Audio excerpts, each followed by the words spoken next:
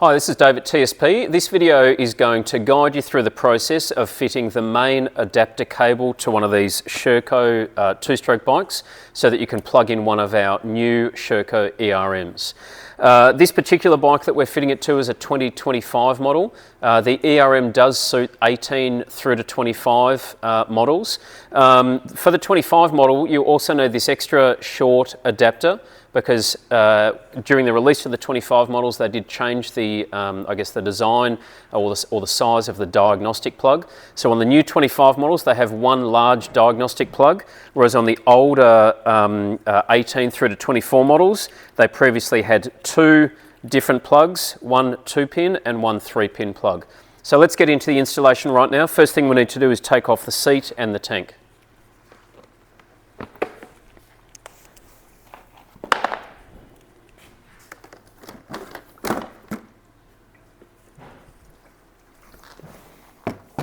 So now that the seat and the tank are off, basically we've exposed the airbox and the main frame rail. So the idea with this adapter cable is that this end of the cable with a large relay and a couple of different electrical connectors essentially goes down in or near the airbox.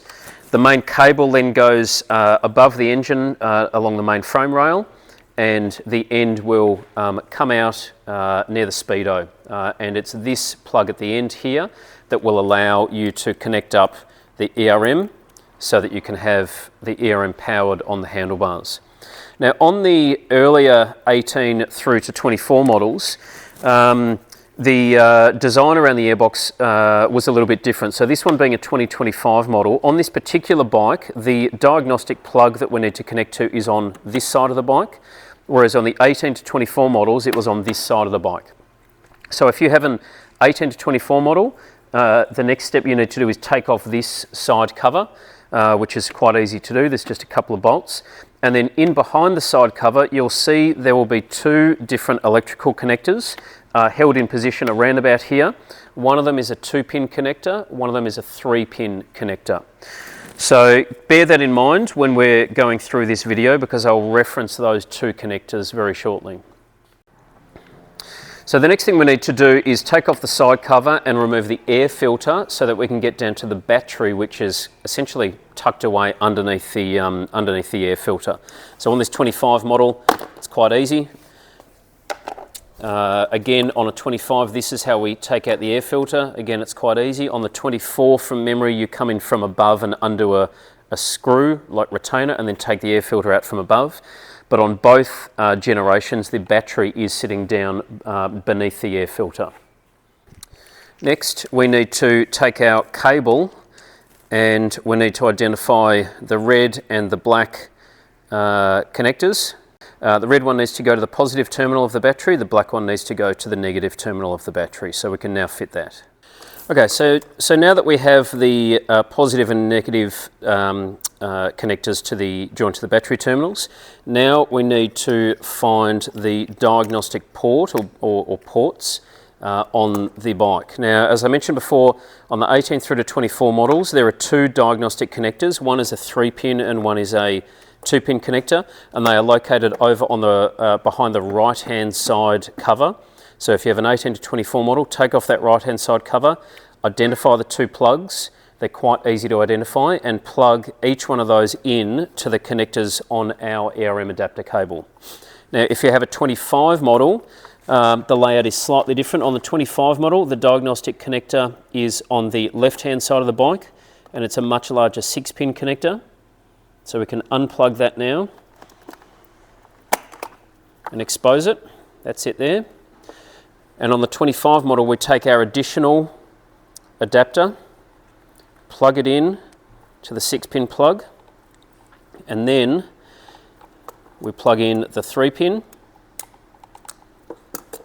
and the 2-pin, which are part of our main ERM adapter cable, like that. So that's the arrangement on the 25. On the 18 through to 24, you'll just have a 3-pin and a 2-pin going directly to the loom on the bike.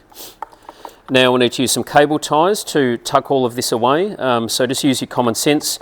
Bearing in mind on the 25 you do need to get the air filter in through here, so cable tie everything up out of the way so that the air filter can still come in and out easily enough. We do also need to cable tie the large relay, which is part of our adapter loom, up onto the frame rail, and I would suggest doing that somewhere up high, tucked out of the way, so it doesn't interfere with the air filter. Alternatively, on the 18 to 24 models, you can tuck it well out of the way on the the right-hand side of the bike, near where those diagnostic connectors were located. Okay, so we've got the relay in place now. I ended up mounting it above the air filter and cable tied it to the side of this main loom here. This is the end of the adapter cable ready to go up under the main frame rail, and the diagnostic connector is tucked in behind the cover here on this side, so the air filter can come in and out easily. As I said before, for the 18 to 24 models, you will need to tuck this relay in probably on this right hand side underneath the subframe rail, because the air filter does come out through the top here. So just be mindful wherever you put this relay and the associated cables that you leave enough room to get the air filter in and out, and that the cable doesn't rub on the air filter during normal riding. So we'll clean up these cable ties, and now we can turn our attention to the rest of the ERM cable, which is pretty straightforward. Really all we're doing here is we're running this underneath the tank or alongside the main frame rail, so that the end of the cable comes up basically in front of the bars.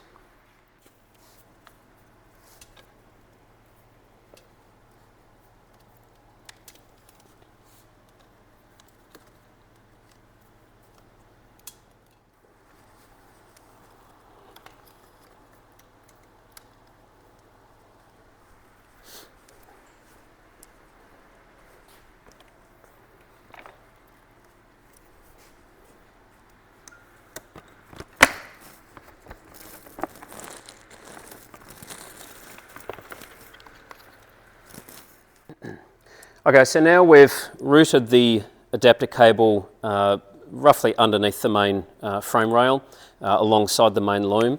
What we're going to do is put one cable tie around about here, just to secure it, and then we need to make sure that we'll leave more than enough slack on the end of the cable, so when the bars are turned, it's not pulling tight. So if we secure this around about here with an extra cable tie, that should hold it tight and should give us plenty of room so that when the bars are turned, the ERM cable is not being pulled. And we can take the end of the ERM cable and we can plug it in to the largest connector on the end of the ERM. As soon as we do that, we should see the ERM turn on. These cables can get tucked out of the way. Again, as I said before, make sure you leave plenty of room so that when the bars are turned, it's not pulling tight. And there we go, we have a working ERM on the bars. Now, the only thing that's left to do is to refit the tank and the seat. Just double check your wiring again. Make sure that when you put the tank on that nothing about the wiring is being squashed anywhere. Double check the fitting of your air filter to make sure that nothing regarding the installation in the airbox is interfering with the air filter. But that's it. That's how you install one of our ERM adapter cables on one of the Sherco 300s. Thanks for watching.